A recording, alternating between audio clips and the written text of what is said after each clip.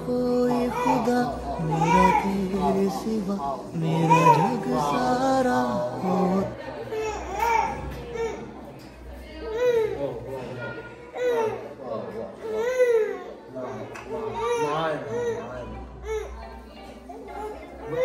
बापला कुठं गेला? हो हो हो.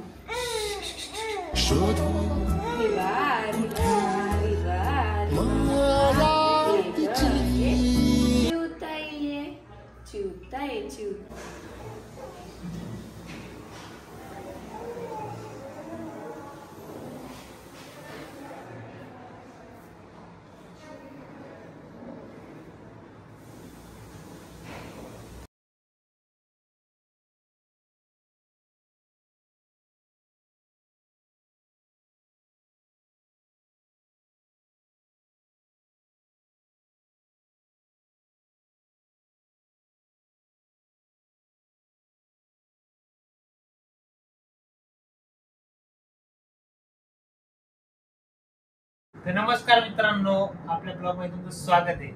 तर खूप दिवसापासून मी ब्लॉग टाकला नाहीये. खूप जण म्हणतात की ब्लॉग का येत नाही, ब्लॉग का येत नाही. कारणच असं आहे की ब्लॉग टाकू शकलो नाही, आहे का नाही?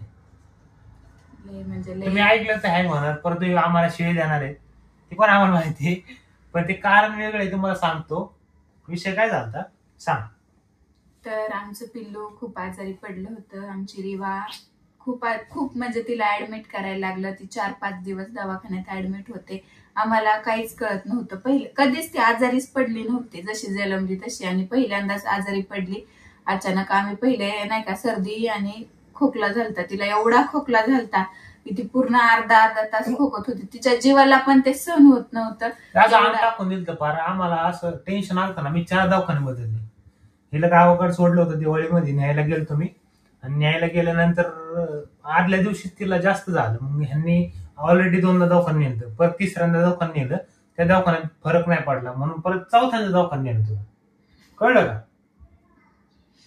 4थ्यांदा दवाखान्यात नेलं इंदापूरला नेल्यानंतर तिथं कुठले डॉक्टर, कदम डॉक्टरकडे नेलं. मग तिला सलाईन, ऑक्सिजन वगैरे लावला. तुम्ही आता बघितलंच असेल तसं. तर एवढं म्हणजे ते बघितल्यानंतर ना एवढं रडू येत होतं ना, कळत नव्हतं की म्हणजे नाही तिचा का जीव पण नाही तिला सहन करावं लागत. ते हाताला हे पूर्ण सलाईन आणि ते असे ओरडायचे, दुखते असं, म्हणजे नाही का आपण कसं दुखल्यावर असं होतं तसं तिला व्हायचं. आणि ते बघून नाही का असं म्हणजे जेवण पण जात नव्हतं. आम्ही कमीत कमी 2 दिवस जेवलो नसेल. एक चतकोर भाकर खाल्ली असं हिंद. ही तर 24 तास म्हणजे जागीच होती, रात्रभर जागीच होती. ती नीट होती का नाही म्हणजे एवढी भीती लागली होती ना की काय होईल काय नाही उगाच नाही. पण आता नवीन आहे, आम्हाला काय माहित नाही एवढं नाही का. बाकीचे म्हणायचे होईल होईल होईल, पण आपल्याला भीती, कारण पहिलेच बाळ आहे आपलं. डंको रडतच नव्हतं, म्हणजे रडत म्हणजे हसतच नव्हता आणि हसत बोलत नव्हतं, काहीच नव्हतं. आम्हाला भीती वाटली ना बघू. तू हसत नव्हती, आता कशी हसते? हा दाखव बरं कशी हसते आता. आता घरी आणले हसायला लागले. 5 दिवस ऍडमिट होती पोरगी माहिती का. मला सांगा त्यावेळेस तुम्ही कसं काय मी ब्लॉग काढणार काय? त्या सिच्युएशनला मी त्या नव्हतोच की ब्लॉग काढा. एकदम कडा हसत नव्हतं आमचं. म्हणजे तिने एवढी हसायची तुम्ही तर तुम्हाला माहितीये किती हसत होती. तुम्ही व्हिडिओ बघितलाय ही जे अशी एवढी हसायची आणि एवढे गुन्हा करायची. आणि तिला दवाखान्यात नेल्यावर काहीच नाही, नुसती तोंडाकर अशी ओळखत नसल्यागतच करायची, बघत बसायची. नुसती बघायची. आणि तिची तिला आम्हाला ओळखतच नव्हती ती. औषधाने एवढी भूल चढायची ना, ते ओळखायचंच बंद केलं तिने. का ग बब्बू बब्बू डमक दादा कसं हसते, असं हसत नव्हतं ग. आम्हाला टेन्शन आलं ना, म्हणजे एवढं टेन्शन की जसं काय काहीच कळतच नव्हतं. कारण एखाद्याला आता मोठा माणूस कसा आजारी असल्यावर सांगू शकतोय की काय त्रास होतोय काय नाही, पण हिचं काय कळत. आणि पहिल्यांदाच आजारी पडली होती आणि पहिलंच बाळ आहे आयुष्यातलं, काहीच समजत नव्हतं काही, म्हणजे काहीच कळत कोणी नव्हतं ना सोबत तिथं. पण हिची मम्मी यायची डबा वगैरे घेऊन, सकाळी परत ह्याचे कपडे घेऊन जायची धुवायला. म्हणजे कसं आहे, लय अवघड आहे. डॉक्टर पण असे काय ते सांगू शकत नव्हते ना बाळाचं. पण त्यांना विचारलं की हा थोडंफार कमी झाले, थोडंफार असं झालंय तसं झालंय सांगायचे. पण तिच्याकडे जेव्हा ती 3ऱ्या-4थ्या दिवशी जरा अशी खेळायला लागली आणि जेव्हा तिच्या हाताची सलाईन काढली तेव्हा जी हसायला लागली. म्हणजे एकदमच अचानकच जोपर्यंत तिच्या हाताला सुई होती तोपर्यंत ती ही तर उड्याच मारायला लागली ती हसायला लागल्यावर. म्हणजे नाही का फुल असं काय नाही का तिचं हसू गेलं होती पूर्ण नाही का एकदम. आणि जशी म्हणजे एखाद्याला किती असा आनंद होतो तसा ती आनंद व्यक्त करत होती जेव्हा तिच्या हाताची सुई निघालेली. नुसती बोलायची, तिला किती बोलून किती नाही असं झालं होतं. आणि कुठं पळून कुठं नाही, नुसती अशी हे करायची. तिला नुसतं आता खेळायला पाहिजे. आता लय मजा वाटते तिला. बा डेंजर असतं. आडवं नकोय, पण आडवं टाकलं की लगेच रडायला येतं. 2 मिनिटं खेळते आडवं टाकलं. पण कसं आहे मित्रांनो माहितीये का, परिस्थिती एवढी वाईट आहे ना की मी जिंदगीत रडलो नसेल माहितीये का. होय मी जिंदगीत रडलो नाही, पण त्या दिवशी ना इतकं म्हणजे लय त्रास झाला मला. म्हणजे सांगू शकत नाही मी, एवढा झाला की बघू शकत नाही मी त्याकडे. मी बाहेर जाऊन बसायचो सारखं म्हणजे इतकं टेन्शन आलं. किती पैसे जाऊ दे म्हणलं, नीट होते पहिलं. मग बाकी काय असेल ते असं. माझं दुकान 10 दिवस बंद होतं. महिना 15 दिवस तर मी तिकडच होतो. पण तिला नीट केलं मगच आलो पुण्याला. आणि तुम्हाला माहिती पुण्यात राहणं पण काही सोपं नाही. इथं रेंट वगैरे लय कुठाने असतात. कोण पुण्यात जगणं काय सोपं आहे काय. हा रोजचे 500 रुपये कुठं जातात भाडं वगैरे सगळं. लोकांना वाटतं अरे काय मजा करतात हे करतात, पण लय अवघड आहे. दवाखाना आहे ते करणं सोपं नाहीये.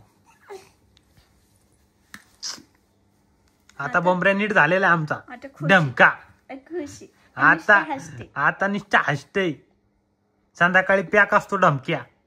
आणि आता थंडी पण फुल कमी झाली, डायरेक्ट उकडायला चालू असे वातावरण आहे. त्याच्यामुळे खरंच कुणाचं छोटं बाळ असेल खूप खूप व्यवस्थित त्याची काळजी घ्या. आम्हाला एक्सपिरियन्स आलेला आहे त्याच्यामुळे सांगतोय. थंडी कधी वाढते अचानक, एक दिवशी थंडी पडते, एक दिवशी डायरेक्ट गरम व्हायला चालू होते. वातावरण पण चेंज होते ना सारखेच. त्याच्यामुळे ह्यांना काही सवय नसते लगेच. डॉक्टर आम्हाला तेच म्हणले, ह्यांना सवय नसते असे डायरेक्ट वातावरण चेंज व्हायचे. मोठ्या माणसाला एक इम्युनिटी असते, पण ह्यांची इम्युनिटी खूप कमी असते. त्याच्यामुळं डमका बोल बरं पब्लिकला. हा डमका डमका इकडे इकडे इकडे इकडे. बब्बू इकडे बघ.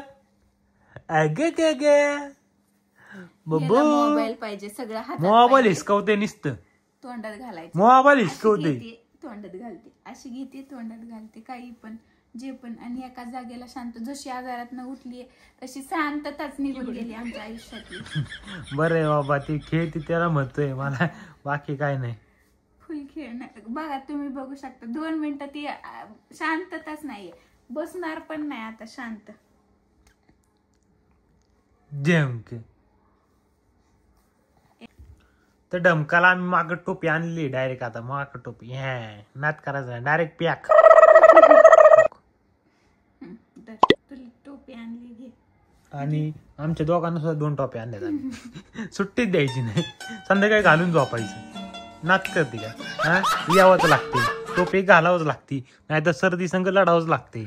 डमका हा जमका डमका. डमका काय दिसतंय बघ आता. पॅकच झाला का नाही डमका. एवढे कपडे आणलेले आम्ही, फुल सगळे कपडे. फुल घालने का और फुल फिरने का, समझी क्या. नाच करने का नाही. तुझीच आहेत कपडे बाबा, तुला छानला नवीन नवीन ड्रेस. एक गोष्ट खरी कळाली आम्हाला एवढ्या ह्या 4-5 दिवसात की खरंच आई बाबा होणं खरंच सोपी गोष्ट नाहीये. खरं म्हणजे खरं त्याच्यासमोर आपल्याला खरं अनुभव मला ना हॉस्पिटलमध्ये आला. म्हणजे भाऊ त्या दिवशी ना मी 0 झालतो. असं वाटलं की किती काही जरी असलं ना तर ही नीट नव्हती ना तर माझ्या आयुष्यात काय नाही असं वाटत होतं त्या दिवशी मला. पैसा असून काही असून किती सुख असू काहीच नाही वाटणार त्याच्यासमोर. ती कधी नीट होती पोरगी, कधी आम्ही तिला बघतोय, कधी ती हसती. महत्वाचं ती बंद केलं तर हसायचं बाबा. लय टेन्शन आलं मला तर. काय म्हणजे ती ओळख म्हणजे ते औषध गोळी स्ट्रॉंग होती. म्हणजे तिला कळतच नव्हतं, ती कोणाच ओळखत नव्हती. मी हाऊ केलं काय केलं किती खेळतो काहीच नव्हतं. No reaction. तिकडे